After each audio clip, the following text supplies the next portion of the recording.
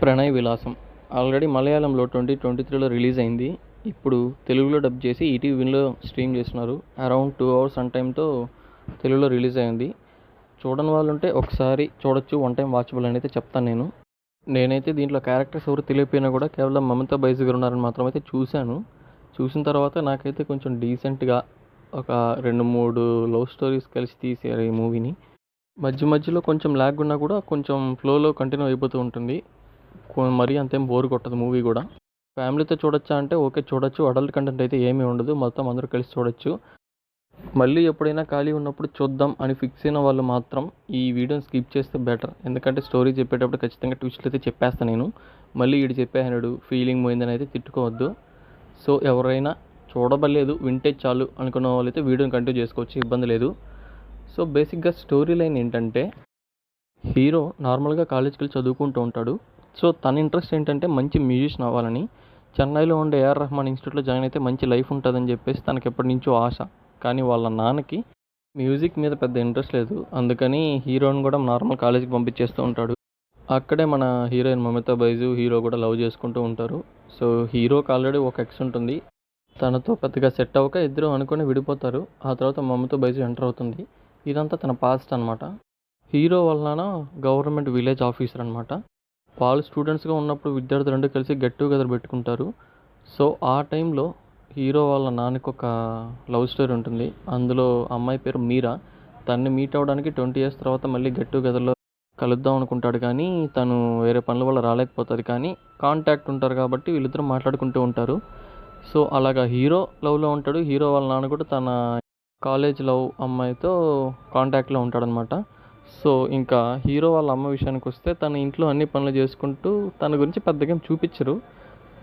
తను నార్మల్గా ఒక హౌస్ వైఫ్ లాగే లైఫ్ లీడ్ చేస్తూ ఉంటుంది. ఇంకా హీరో హీరోయిన్లు కలిసి తిరగడం, బయటికి వెళ్ళడం, అలాగే హీరో వాళ్ళ నాన్న కూడా తన కాలేజ్ అమ్మాయితో కలిసి తిరగడం ఉంటూ ఉంటారనమాట. ఇలా జరుగుతున్నప్పుడు సడన్గా హీరో వాళ్ళ అమ్మ చనిపోద్ది. దాంతో మన హీరో కానీ హీరో వాళ్ళ నాన్న కానీ బాగా డిప్రెషన్లోకి వెళ్ళిపోతారు. సో కార్యక్రమాలన్నీ అయిపోయిన తర్వాత ఇల్లంతా సర్దుతూ ఉంటే హీరో వాళ్ళ అమ్మది ఒక డైరీ హీరో వాళ్ళ నాన్నకి దొరుకుతుంది. అందులో ఏంటంటే తను చదువుకున్న టైంలో ఉండే ఒక లవ్ స్టోరీ గురించి రాసుకో ఉంటుంది. అది చూసిన తర్వాత హీరో వాళ్ళ నాన్నకి బాగా కోపం వచ్చేసి బాధతో పరిగిస్తా బయటికి వెళ్ళిపోయి తాగడానికి వెళ్ళిపోతాడు. ఇదే ఇంటర్వెల్ ట్విస్ట్ అనమాట. ఫస్ట్ హాఫ్ మొత్తం కూడా వాళ్ళ అమ్మ గురించి పెద్ద గేమ్ చాలా సైలెంట్గా, చాలా తక్కువ సీన్స్లోనే కనిపిస్తుంది. సో సడన్గా అయితే ఒక పెద్ద ట్విస్ట్ రివీల్ చేస్తారు ఇంటర్వల్ టైంకి. ఇంతకీ సారీ గైస్, మీకు అసలు క్యారెక్టర్స్ నేమ్ చెప్పలేదు కదా. హీరో పేరు వచ్చి సురేష్, హీరో వాళ్ళ నాన్న పేరు వచ్చి రాజు, వాళ్ళ అమ్మ పేరు వచ్చి అను అనమాట. ఇంకా హీరో వాళ్ళ నాన్న రాజు, అతను లవ్ చేసిన అమ్మాయి పేరు మీరా. ఇప్పుడు హీరో వాళ్ళ అమ్మ అను, తను కాలేజ్ టైంలో చదువుకునేటప్పుడు లవ్ చేసిన అబ్బాయి పేరు గోవింద్. సో నేమ్స్ గుర్తుపెట్టుకోండి. ఇంకా అను అస్థికలు కలపడానికి రాజు మరియు సురేష్ ఇద్దరు కలిసి కారులో వేరే ఊరికి వెళ్తూ ఉంటారు.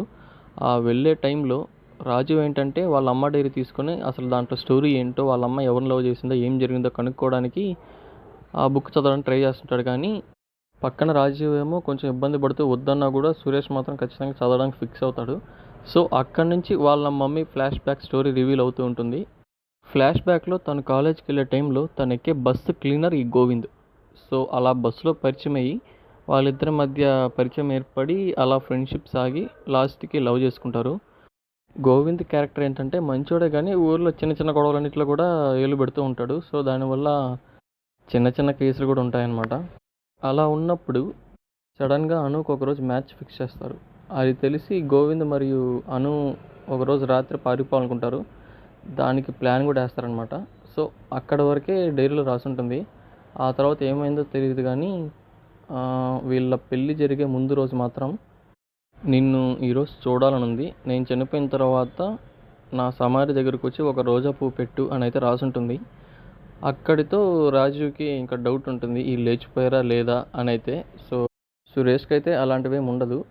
ఇంకా వాళ్ళు కొలం దగ్గరికి వెళ్ళేసి అను అస్థికలు కలిపేసి పూజ చేయించేస్తారు. ఇంకా అప్పుడు పూజారి తమ ఆఖరి కోరికలు ఏమైనా ఉంటే తీర్చండి, ఆత్మశాంతి కలుగుతుంది అని అయితే చెప్తాడు. అది విన్న సురేష్కి వాళ్ళ అమ్మ ఆఖరి కోరిక తన ప్రియుడు గోవింద్ సమాధి దగ్గరికి వచ్చి రోజా పువ్వు పెడితే మంచిది, తన ఆఖరి కోరిక అదేనేమో అనిపించి అది చేయాలనుకుంటాడు. కానీ దానికి రాజు ఒప్పుకోడు. తను మీరాతో నార్మల్గా ఈ విషయం గురించి డిస్కస్ చేసేటప్పుడు అను ఆఖరి కోరిక అదేనేమో, సురేష్ హ్యాపీగా ఉంటానంటే చేసి చూడొచ్చు కదా, ఎందుకు ఈగో అని చెప్పంగానే సరే అని రాజు ఒప్పుకుంటాడు. గోవింద్ ఎక్కడున్నాడో కనుక్కునేసి వాళ్ళ ఊరికి వెళ్ళడానికి బయలుదేరతారనమాట. అక్కడికి వెళ్ళిన తర్వాత చూడగానే గోవింద్ ఏంటంటే ఆటో తోలుకుంటూ ఉంటాడు. అది చూసి సురేష్, రాజు షాక్ అవుతారు. సో తన దగ్గరికి వెళ్ళేసి వాళ్ళ నిజమైన డీటెయిల్స్ చెప్పకుండా సురేష్ ఏం చెప్తాడంటే అను వాళ్ళ చదివే కాలేజీలో లెక్చరర్ అని, తను ట్రాన్స్ఫర్ వెళ్ళిపోతుంటే తనకి సర్ప్రైజ్ కోసం తన ఫ్రెండ్స్ అందరి దగ్గర వీడియోస్ కలెక్ట్ చేసి సర్ప్రైజ్ ప్లాన్ చేద్దాం అనుకుంటున్నామని చెప్తాడు. దానికి గోవింద్ హిందూ అని కొంచెం గుర్తు తెచ్చుకునేసి ఎప్పుడో 20 years బ్యాక్ లవ్ స్టోరీ కదా అన్నట్టుగా కొంచెం అన్డీటెయిల్గా మాట్లాడుతూ ఉంటాడు. అంత అటెన్షన్గా అంత ఎఫెక్టివ్గా అయితే మాట్లాడు అను గురించి కూడా. సో దానివల్ల నార్మల్గా మాట్లాడేసి సురేష్ ఇంకా తను చనిపోయిన విషయం కూడా చెప్పకుండా వచ్చేస్తుంటాడు. దానికి రాజు సురేష్తో ఇక్కడ దాకా తీసుకొచ్చేసి ఎందుకు తనకి చనిపోయిందని నిజం చెప్పలేదంటే అప్పుడు సురేష్ అసలు అను ఉన్న విషయం కూడా గుర్తు తెచ్చుకొని మాట్లాడుతున్నాడు, తన లవ్ స్టోరీకి కూడా అంత ఇంపార్టెన్స్ ఇవ్వలేదు. అక్కడ అను ఏమో డైరీలో రాసుకొని మరీ మురిసిపోయింది, దీనికి ఇక్కడ అసలు అను గురించి మాట్లాడడానికి గుర్తు తెచ్చుకొని మరీ మాట్లాడుతున్నాడు. ఇలాంటి వ్యక్తికి అను చనిపోయిన విషయం తెలిసినా కూడా పెద్దగా మార్పేమి ఉండదు, అందుకే నాకు చెప్పాలనిపించలేదని చెప్పేసి వచ్చేస్తాడు. అలా ఇద్దరు రాజు మరియు సురేష్ కారులో తిరిగి వస్తూ ఉంటే ఇప్పుడు మనకి గోవింద్ గురించి చూపిస్తారనమాట. తను చాలా బాధపడుతూ వెనక్కి తిరిగి వస్తూ ఉంటాడు. కట్ చేస్తే అను చనిపోయినప్పుడు గోవింద్ అక్కడికి వచ్చి తన సమాధిని కూడా చూస్తాడు. ఆ విషయం మనకు అప్పుడు హైలైట్ చేయరు, ఇప్పుడు చూపిస్తారనమాట.